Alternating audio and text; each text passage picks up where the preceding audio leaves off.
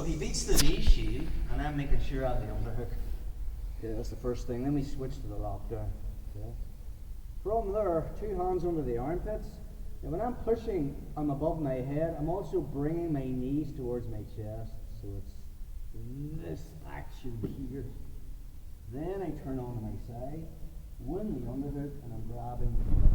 Again, his left knee, if it's that close, I'm just coming up. He'll widen that knee, if that makes sense. So there's your old school there. But if you've noticed, when I do old school, I'm driving into his left hand. And see the way Sean's hands, if they're like in a press-up position, I have it. Boom, I'm coming up. Take it back a step. But if he widens his hands, like double press-up position, now there's a post with his hand. And I'm coming into the post, which is difficult. So a variation of old school is the underhook hand reaches over and grabs the shoelace. Build the base till your elbow. And then when I come up to my knees, I use my head and I push him towards his hip. Back into the same stuff again. I can back step. Fill that space. Point his knees the other way. And move into side control. Just one more go on that, just a variation. If you're not familiar with old school and you're struggling, and because it's all about, jiu-jitsu is you take a move, then you play with it, and then they'll do something to close that move down. So in this case, they widen their hands. So you'll have to make an adjustment on the same sweep. So if he beats that knee sheet, again, underhook's king. Right, I need to be winning that. From top and bottom, we'll talk about that this in a minute. Switch to the lockdown. Now from there, to get the whip up, hands under the armpits. I am pushing him above my head, but I'm also bringing my knees towards my chest as I turn onto my side. There's old school, I'm coming up, but he goes double hands apart. Yeah, really widens his hands, so see the way it's difficult to come up? So I'll just do a pass off and build the base to my elbow. I'm coming up, and now my head's pushing him, but not into that left hand, more towards his left hip, where he's no base. And again, see the way still at the lockdown, I'll probably want an underhook, back step, and come under that thigh. So even having one sweep from that position is really good. Combining it with plan B, which is the overhook. So just over that again. So he flattens me out, I switch to the lockdown, hands under the armpits, whip him up. And we're here, I'm going for old school, he puts the whizzer on. So plan B, which is your second sweep in the system, I just come through, find this. This is effortless. He's no base over his right shoulder. So another thing I've been thinking about is, the minute he puts that on, even if his left hand's really wide, this way, I can't sweep him, okay, till his left, but he's nothing stopping me. I just roll from my right side to my left side, and he's no base. Lockdown's still on. Underhook, and then from there keep control with the left leg, and now I come underneath, shelving it and working my way up the bottom. So you want to be playing around with those two sweeps. So that is your basic lockdown from the bottom. Let's talk about dealing with it. It's very, very simple. The problem is we don't leg press out of it, and I need the underhook. So let's just say beat that knee sheet. I'm trying to get cross-face underhook, but Sean wins that underhook and we end up here. As he's going for his lockdown, I'm already re-pummeling. That's the detail.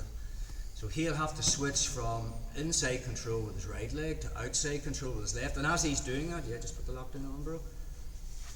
I'm winning this, and he maybe hasn't even realised. The problem is now, from this position, if I try to straighten my leg, forward and backward movement is nearly impossible because of the shoelace connection. But there's nothing stopping me bringing my foot up.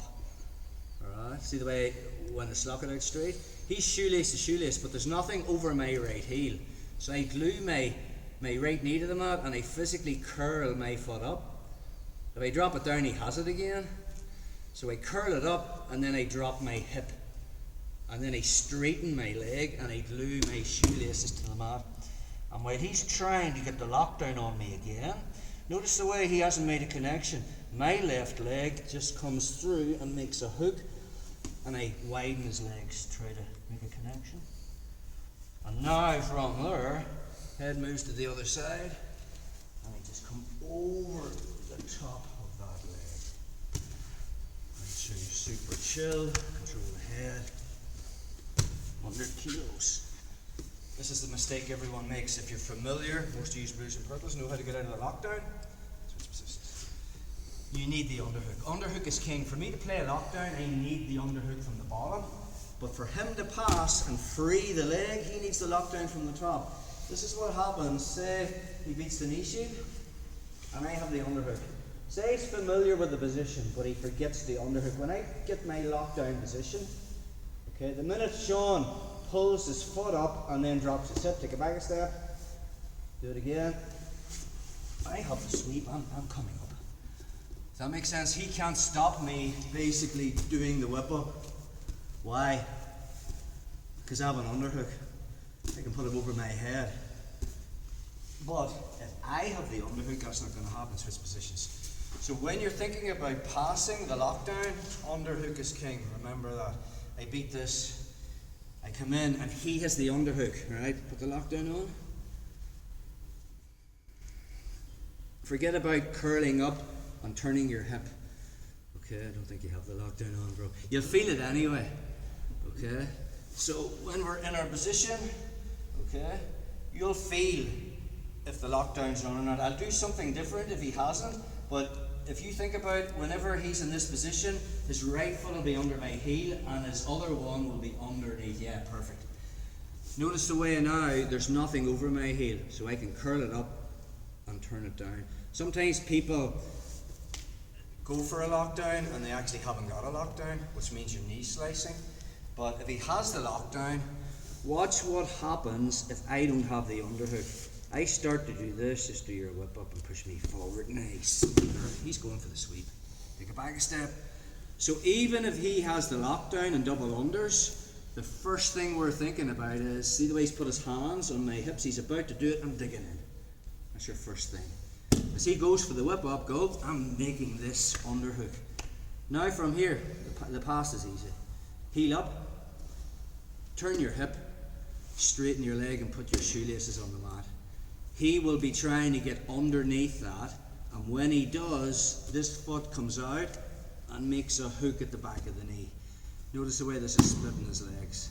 I'm not letting him reconnect, which means my head comes to this side, and I just trace my hip over the leg, and I've passed.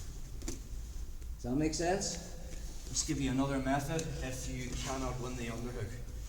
This is for the balls in the club. So, not a big fan of this because you have to move down the body, but just say I'm here, I get past it, he's won the underhook and we're there. And then he puts the lockdown on me. And let's just say I can't win the underhook. He's just very, very good at it. He's tight. Okay, so from here to release the lockdown, notice the way he wants to whip me up this way, I'm moving back. And now I'm just going to body lock his legs. Once I'm in this position, notice the way I've had to move down his body so he can now start framing on me and stuff. That's fine, I need to get rid of the lockdown first. Knee up, that's the first thing. And then sprawl your leg to break it open. My legs are shorter than Sean's, so I might have to move down a little bit. And then I'll do it again. Once I do that, I put my right knee in the mat in between his legs and windshield wiper. Now the problem is getting back up his body. And if you know how to clear frames, this would be fine, but I'm not a big fan of this. So from there I'm moving up. If he's pushing on my shoulder, I'm usually coming over the top. Sorry. And then I'll win an underhook, cross face, and I'm in. Just do that one more time. So I'd only go for this if I can't win the underhook, if that makes sense. So we beat this, I'm on crossface underhook, and then we're in this position.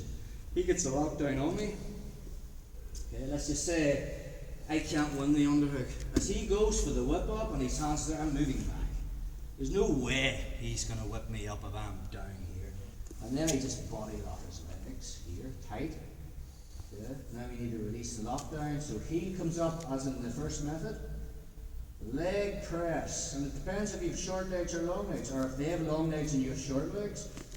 If I have it opened, I'll just move down and do it again. Knee stays in the middle and I just windshield wiper. And then now I'm here. And it depends on where he's pushing. If he's on my shoulder, I usually like to come up and squash those frames. Sometimes he's pushing maybe on my head and a wee bit higher. Then I'll come under and get into my underhook and head control position. But this is the one I want is working on, which is the best one. As I beat this, we end up here, just turn this way, bro. He's the underhook. Immediately, I want the underhook. Just be nasty and press that in, and now I have it. And now from there, heel up, turn your hip, straighten it and put your shoelaces on the mat, and wait until he starts trying to get underneath to get it back again with a shoelace. That foot just comes in and makes a hook. And now try to connect your feet. Head comes to the other side and just smear through that space. Okay, let's try that, guys. There's a lot in there.